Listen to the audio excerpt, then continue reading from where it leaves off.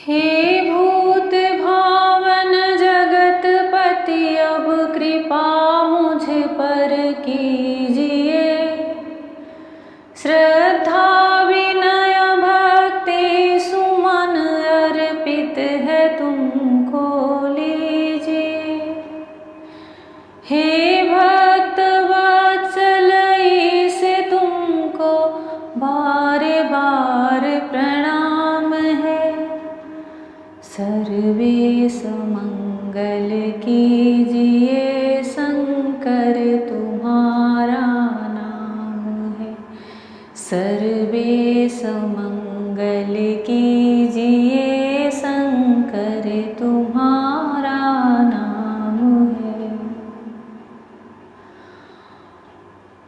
श्रीमद् भागवत महापुराण में जितने भी भक्तों के चरित्र आते हैं, राजाओं के चरित्र आते हैं, उनमें किसी न किसी माध्यम से उनको लक्ष्य करके हम सांसारिक लोगों को उपदेश किया जाता है। मनु ब्रह्मा जी की जो पहली संतान मानी जाती है इस सृष्टि रचना के लिए, उनकी मनुस्मृति, उनकी लिखी हुई मनुस्मृति हम सब जीवों के लिए एक बहुत बड़ा मार्गदर्शक है। गृहस्थ जीवन में रहते हुए, संसार में रहते हुए कैसे एक संतुलित एक धर्म को लेकर के, आध्यात्म को लेकर के जीवन जिया जाए। किसी भी भक्त की कथा चलती है तो उसके पीछे का उद्देश्य यही रहता है कि उनसे जो गुण हो सके वह अपने आप में ग्रहण करने की कोशिश करें। जैसे एक भौरा होता है, वो पूरे फूलों को छोड़ करके सिर्फ उसके अंदर के जो रस होते हैं उन्हें इकट्ठा करता है। ऐसे ही जब हम किसी का चरित्र सुनते हैं, किसी महापुरुष का, किसी भक्त का, या फिर हम कोई धार्मिक ग्रंथ पढ़ते हैं, तो उनमें से उन शब्दों को, उन गुणों का ग्रहण करना आना चाहिए। किसी भी चीज को बिल्कुल वैसे के वैसे ही पढ़ के सुन के नहीं रख देना चाहिए। इन सब चीज़ों का पाठ करना, श्रवण करना, चिंतन करना, उसका अर्थ ही यही है कि आप उनके अंदर से उन चीज़ों की समीक्षा करके उन गुणों को अपने अंदर ग्रहण करें। वह आपकी दृष्टि पर, आपके मन बुद्धि पर निर्भर करता है कि आपको उन चरित्रों में, उन कथाओं में क्या दिख रहा है। आपका जैसा भाव रहेगा, ईश्वर आपके अंदर वैसी ही मति देता चला जाएगा, उन चीज़ों को ग्रहण करने की शक्ति देता चला जाएगा और उससे आप अपने अंदर स्वयं ईश्वर को महसूस करने लगेंगे। आप अपने अंदर एक बहुत बड़ा बदलाव, बहुत बड़ा परिवर्तन देखने लगेंगे। बाहरी दुनिया चाहे जैसी चलती रहे, लेकिन आपके अंतःकरण की जो धूल जमी हुई है, इन भक्तों का चरित्र सुन करके, उनका श्रवण करके, चिंतन मनन करके वह सब हट जाती है। मन स्वच्छ हो जाता है, उनकी माया दिखने लगती है। जितना भी सुख भोग हमें प्राप्त होता है वह कुछ समय का भगवान के प्रेम भक्ति के आगे तुच्छ लगने लगता है। आपका मन कभी भी किसी का ऐश्वर्य देख करके विचलित नहीं होगा, क्योंकि आपके अंदर उससे आगे की सोचने की बुद्धि प्राप्त हो चुकी है। आपने इतने बड़े बड़े राजाओं की भक्ति चरित्र की कथाएं इन पुराणों से सुन ली है कि हर चीज के प्रश्न का उत्तर आपके अंतरात्मा से ही प्राप्त हो जाया करेगा और मन में एक सहज शांति, आनंद का अनुभव होता रहेगा जो अन्य नहीं समझ सकते।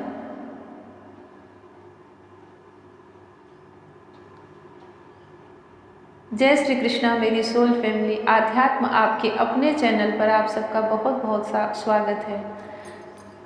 श्रीमद् भागवत महापुराण का चतुर्थ स्कंद चल रहा है। ध्रुव जी का पावन चरित्र चल रहा है और इस समय ध्रुव महाराज के पद पर आरूढ़ हैं। उनके पुत्र उत्तानपाद को एक यक्ष ने मार दिया था, जो कि शिकार खेलने के लिए कुबेर,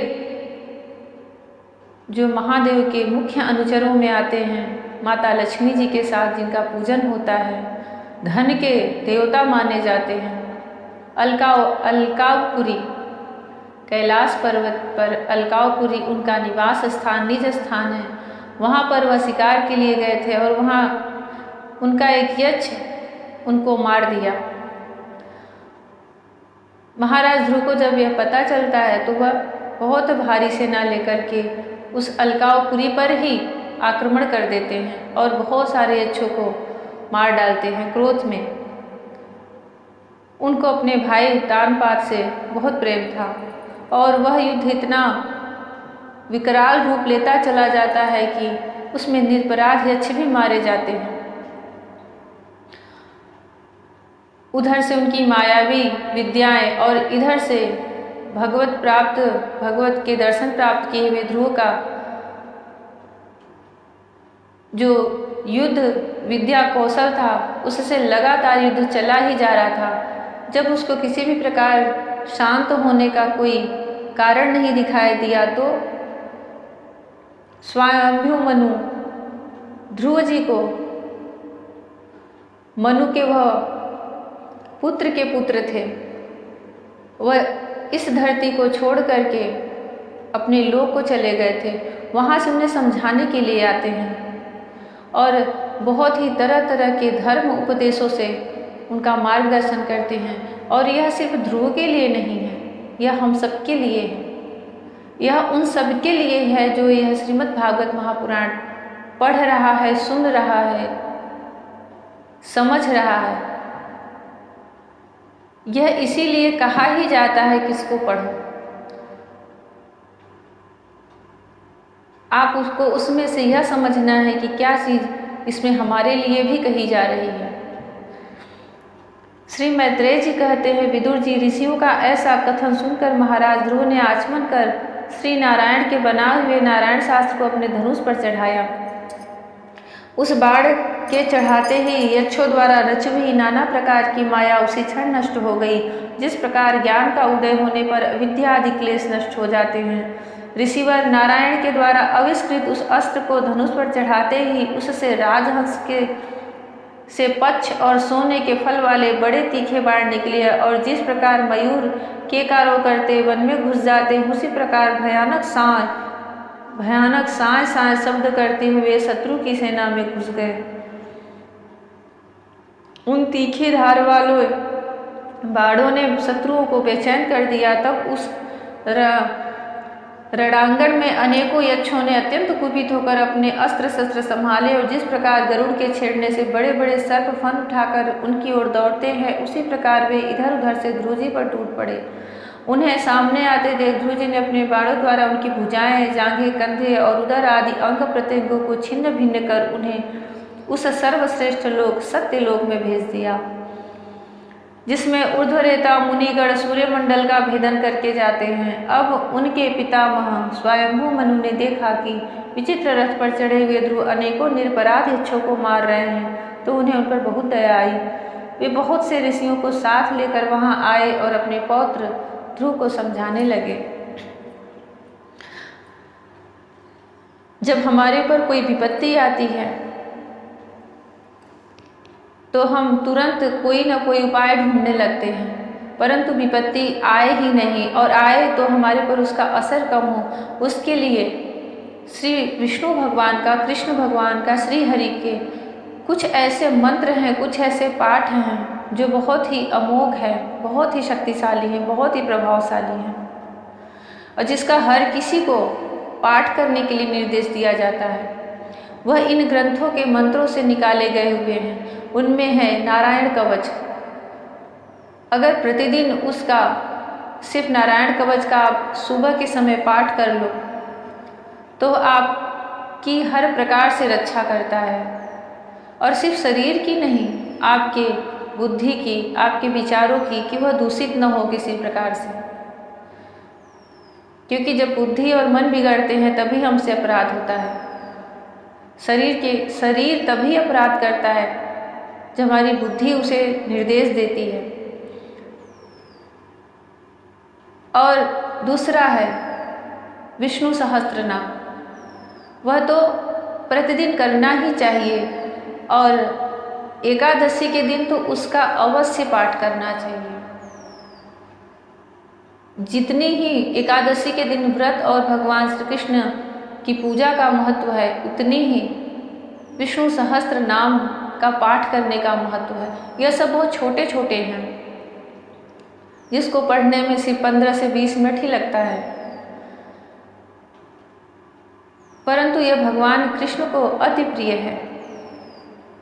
विष्णु सहस्त्र नाम, नारायण कवच, गोपाल स्तोत्र, गजेंद्र मोक्ष, यह सब श्री हरि को, श्री कृष्ण को प्रसन्न करने वाली उनकी स्तुतियां हैं और उससे कई गुना फायदे होते हैं कि एक तो हमारी सुरक्षा होती है, हमारा मन मजबूत होता है, भगवान प्रसन्न होते हैं और हमारा मन धीरे धीरे पढ़ते पढ़ते हर नकारात्मक चीज़ों से दूर होते हुए शुद्ध भक्ति को प्राप्त करता है।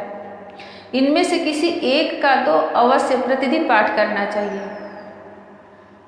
किसी एक भी चीज़ का, चाहे नारायण कवच को, चाहे विष्णु सहस्त्र नाम को, या फिर गजेंद्र मोक्ष को, गोपाल स्तोत्र को, कुछ भी एक चीज़ का पाठ की तरह प्रतिदिन पूजा के समय थोड़ा सा समय निकाल के जरूर करना चाहिए। इससे भगवान श्री कृष्ण अति शीघ्र प्रसन्न होते हैं। मनु जी ने कहा, बेटा बस बस, अधिक क्रोध करना ठीक नहीं, यह पापी नरक का द्वार है। जब जिस व्यक्ति के अंदर बहुत अधिक क्रोध आता है तो समझ लीजिए जो पाप नरक है, आप उस दरवाजे पर खड़े होते जा रहे हैं, वह उसमें जाने का मार्ग है। इसी के वशीभूत होकर तुमने इन निरपराध यक्षों का वध किया है। तात, तुम जो निर्दोष यक्षों के संहार पर उतर रहे हो, यह हमारे कुल के योग्य कर्म नहीं है। साधु पुरुष इसकी बड़ी निंदा करते हैं। बेटा, तुम्हारा अपने भाई पर बड़ा अनुराग था, यह तो ठीक है, परंतु देखो उसके वध से संतप्त होकर तुमने एक यक्ष के अपराध करने पर प्रसंगवश कितनों की हत्या कर डाली। इस जड़ शरीर को ही आत्मा मानकर इसके लिए पशुओं की भांति प्राणियों की हिंसा करना, यह भगवत सेवी साधु जनों का मार्ग नहीं है। प्रभु की आराधना करना बड़ा कठिन है, परंतु तुमने तो लड़कपन में ही संपूर्ण भूतों के आश्रय स्थान श्री हरि की सर्वभूतात्म भाव से आराधना करके उनका परम पद प्राप्त कर लिया है। तुम्हें तो प्रभु भी अपना प्रिय भक्त समझते हैं तथा भक्तजन भी तुम्हारा आदर करते हैं। तुम साधु जनों के पथ प्रदर्शक हो, फिर भी तुमने ऐसा निंदनीय कर्म कैसे किया। गलतियां सबसे हो जाती हैं, चाहे कोई कितना बड़ा ज्ञानी हो, कितना बड़ा भक्त हो, कितना बड़ा सन्यासी तपस्वी हो या स्वयं देवता ही हो। जैसे ही उनके अंदर यह जो 6 प्रकार के मद मत्सर होते हैं, वह उनके ऊपर हावी होते हैं, वह उनके वश में होते हैं, उनसे अपराध बनता ही है।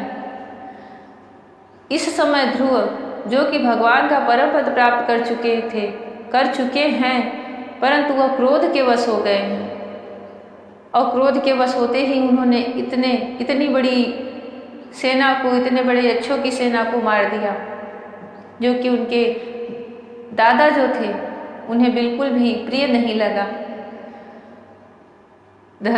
कोई कितना ही धार्मिक हो, आध्यात्मिक हो, परंतु क्षण भर में कब यह पाप हमारे अंदर प्रवेश करके हमारी बुद्धि को नष्ट भ्रष्ट करके हमसे यह सब काम करवा लेता है।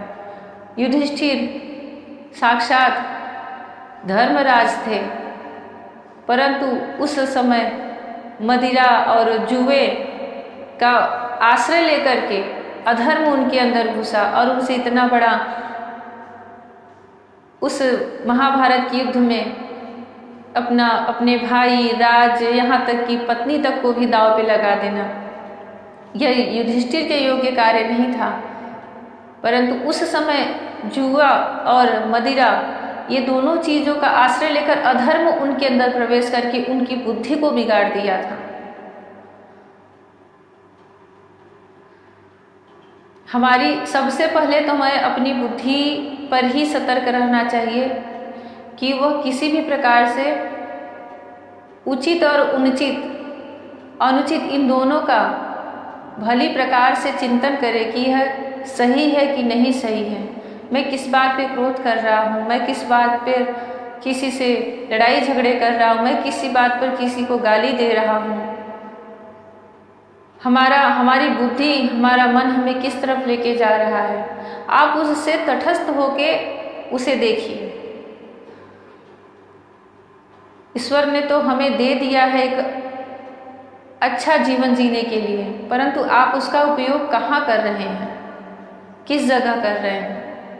उसका कार्य है बस आपको एक रास्ता दिखाना, आप जिस तरफ लेके जाओगे वह वहीं पर लेके चल देगा।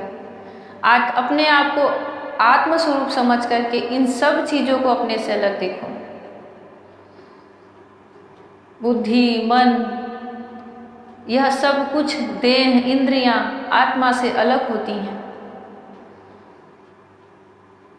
किसी भी चीज़ को अपने आत्म स्वरूप पर, जो आप स्वयं हो, उस पर हावी नहीं होने देना चाहिए।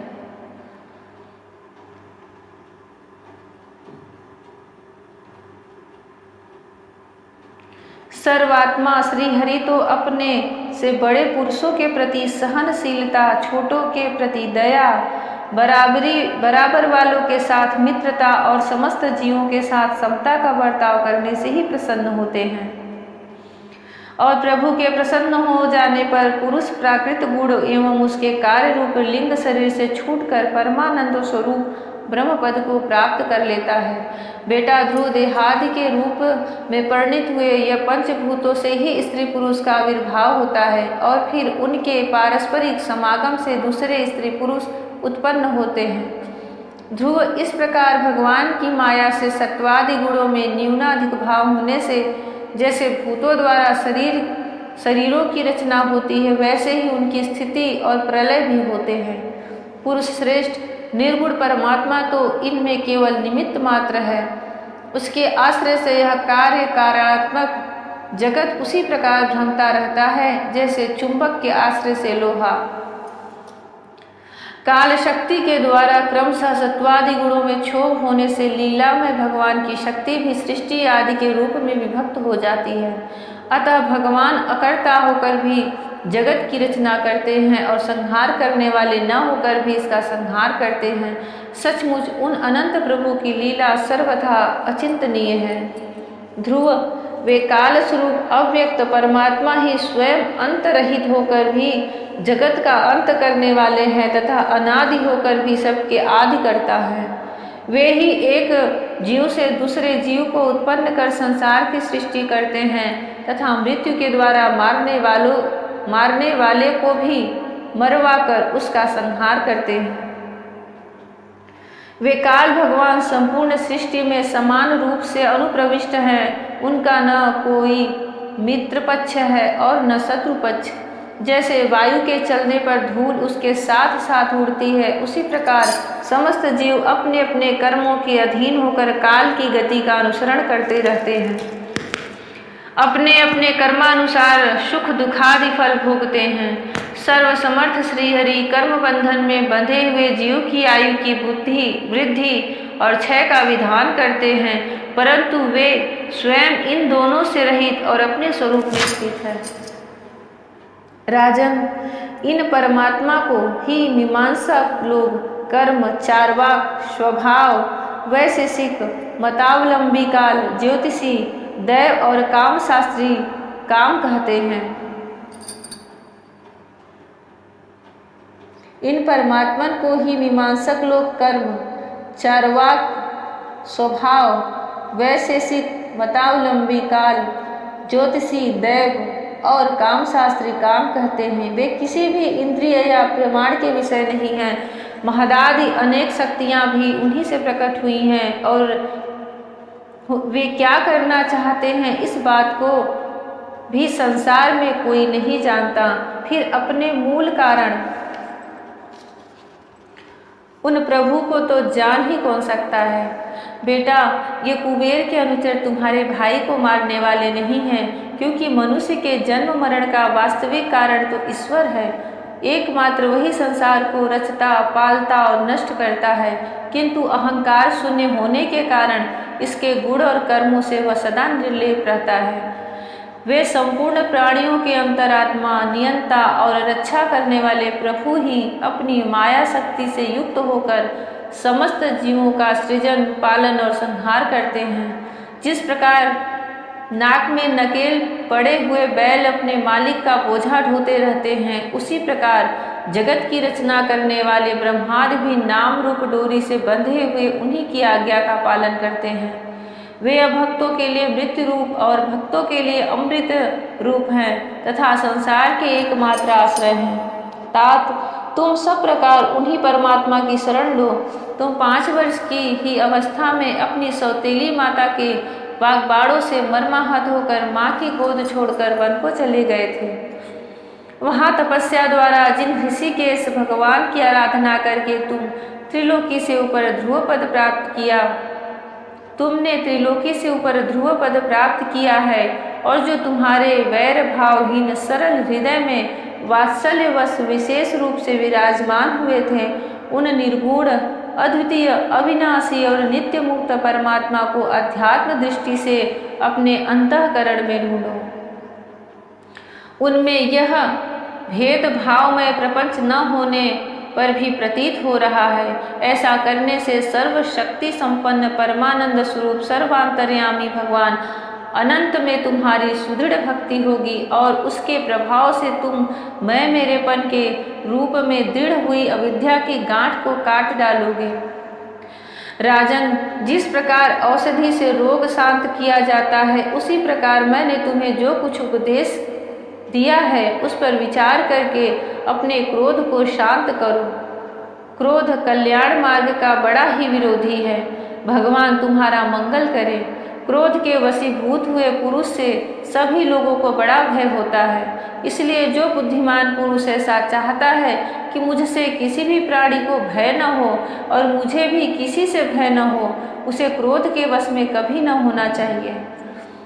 तुमने जो यह समझकर कि मेरे भाई के मारने वाले हैं, ये मेरे भाई को मारने वाले हैं, इतने यक्षों का संहार किया है, इससे तुम्हारे द्वारा भगवान शंकर के सखा कुबेर जी का बड़ा अपराध हुआ है। इसलिए बेटा, आप जब तक कि महापुरुषों का तेज हमारे कुल को आक्रांत नहीं कर लेता, इसके पहले ही विनम्र भाषण और विनय के द्वारा शीघ्र उन्हें प्रसन्न कर लो। इस प्रकार स्वयंभू मनु ने अपने पौत्र ध्रुव को शिक्षा दी तथा ध्रुव जी ने उन्हें प्रणाम किया। इसके पश्चात वे महर्षियों सहित अपने लोक को चले गए। जय श्री कृष्ण। इस प्रसंग को आप जो लोग भी इस श्रीमद् भागवत महापुराण का प्रारंभ से पाठ कर रहे हैं, वह अवश्य ही इस प्रसंग को कम से कम 2 बार मन को शांत करके अवश्य सुने। इसमें भगवान की भक्ति को प्राप्त करने का बहुत ही गूढ़ रहस्य, गूढ़ मार्ग मनु जी ने बताया है और उनके उस स्वरूप का सूक्ष्म रूप से विवरण किया है। आप इसको एक शांत मन से एकांत में 1 बार, 2 बार, 3 बार इसका श्रवण अवश्य करें और उसके एक एक शब्दों को अपने बुद्धि के द्वारा अपने मन में, अपने हृदय में उतारें और भगवान से प्रार्थना करें कि हमें समझने की वह मति दे, क्योंकि यह साक्षात भगवान श्री कृष्ण के स्वरूप का वृत्तांत है। वह कौन है, वह क्या करते हैं, उनके भक्त कैसे होते हैं और वह अपने भक्तों पर कैसे प्रसन्न होते हैं। आपके मन में वह जितनी भी प्रकार के प्रश्न हैं, उन सब का उत्तर मनु जी के इस उपदेश में छिपा हुआ है। इसलिए जो तन्मय होकर, जिनके मन में यह जग गया है कि मुझे इसका पूरा पाठ करना है, वह इस अध्याय को, इस भाग को, इस पाठ को कम से कम 2 से 3 बार अवश्य सुने, क्योंकि मनु जी ने बहुत ही गूढ़ और आध्यात्म का ज्ञान दिया है। वह भगवान के प्रिय भक्त थे। इसका चिंतन करने से हमें हमारी बुद्धि स्वच्छ होती है और हमारे अंदर भक्ति का प्रभाव बढ़ता है, भागवत को समझने की क्षमता बढ़ती है। उसके जो शब्द होते हैं वह हमारे हृदय में मूर्तिमान होकर उतरते हैं, तभी तो हमें उनकी दृश्य दिखने लगते हैं। हम जैसे जैसे इस कथा, इस भागवत में डूबते जाएंगे, हमें जो इनके शब्द होते हैं, मंत्र होते हैं, वह मूर्तिमान होकर हमारे हृदय में उतरते हैं और हमें इन सब चीज़ों का एक दृश्य दिखने लगता है।